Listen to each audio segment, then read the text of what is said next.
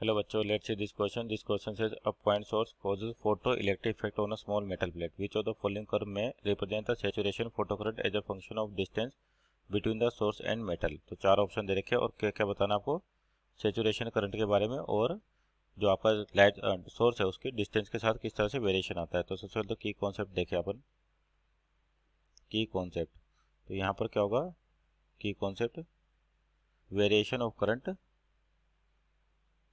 Variation of current,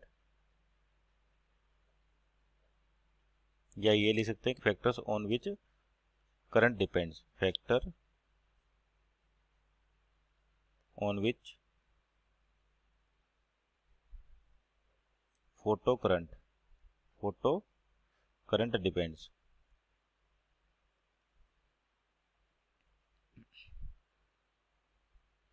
photo current depends. तो basically होता क्या है कि जैसे आपके पास कोई भी मेटल है, मान लीजिए मेटल सरफेस है आपके पास और इस पर क्या हो रहा है, फोटोन गिरे आपके पास इस तरह से सफिशिएंट फ्रीक्वेंसी के. मान लेते हैं इसकी आपके पास जो फ्रीक्वेंसी एफ और इंटेंसिटी कितनी आई है.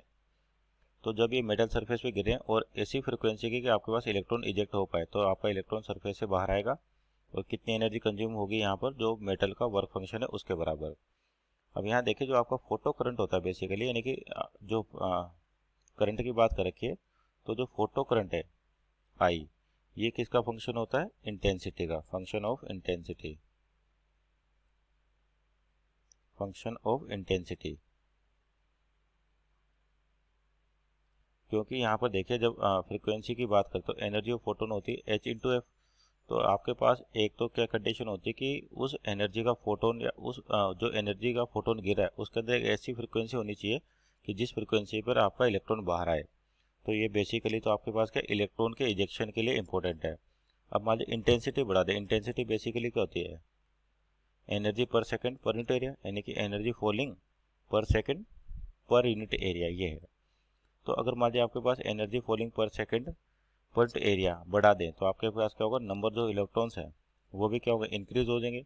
अगर नंबर ऑफ इलेक्ट्रॉन्स इंक्रीज हो गए तो आपके पास जो फोटो करंट है आई, वो क्या होगा, इंक्रीज होगा. और इंक्रीज होते होते क्या होगा, आपके पास मैक्सिमम वैल्यू पे पहुंचेगा जिसको अपन क्या कहते हैं, सेचुरेशन करंट. तो ध्यान रखिए कि इंटेंसिटी आपका केवल किसका फंक्शन होता है, या फोटो करंट जो है आपके पास वो किसका फंक्शन होता है, केवल इंटेंसिटी का. क्योंकि फ्रीक्वेंसी केवल एनर्जी ऑफ फोटोन और कौन सा इलेक्ट्रॉन बाहर आएगा नहीं आएगा डिपेंड करेगा किस पर, इस फ्रीक्वेंसी पर, कि किस फ्रीक्वेंसी पे आपका इलेक्ट्रॉन बाहर आएगा. तो करंट केवल आपका किसका फंक्शन होता है, इंटेंसिटी का फंक्शन होता है. तो मान लीजिए जैसे इंटेंसिटी बढ़ा दे तो यहाँ से आपको रिलेशन दिख रहा होगा, जो इंटेंसिटी है एनर्जी फॉलिंग पर सेकेंड.